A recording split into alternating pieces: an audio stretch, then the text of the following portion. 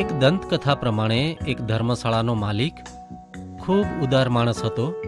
કોઈ ગરીબ માણસ તેને ત્યાંથી ખાલી હાથે કદી પાછો ફરે નહીં.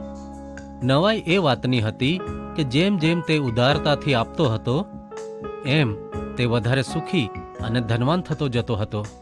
જ્યારે આ માલિક મરણ પામ્યો ત્યારે તેના દીકરાએ તેનો વહીવટ સંભાળ્યો.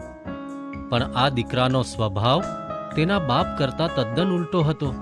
એક રાત્રે અજાણ્યો માણસ ત્યાં આવ્યો અને કહ્યું કે 3 વર્ષ ઉપર હું આવ્યો હતો ત્યારે જૂના માલિકે મને આશરો આપ્યો હતો અને ઘણી મદદ પણ આપી હતી.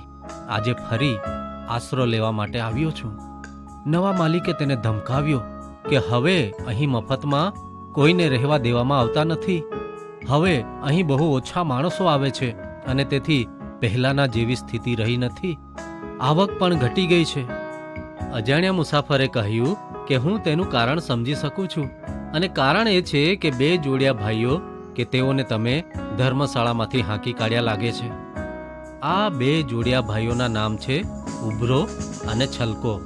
તમે ઉભરોને કાઢી મૂક્યો અને તેના કારણે તેનો જોડિયો ભાઈ છલકો એ પણ જતો રહ્યો અને બંને જોડિયા ભાઈઓ જ્યાં ને ત્યાં સાથે જ રહેતા હોય છે.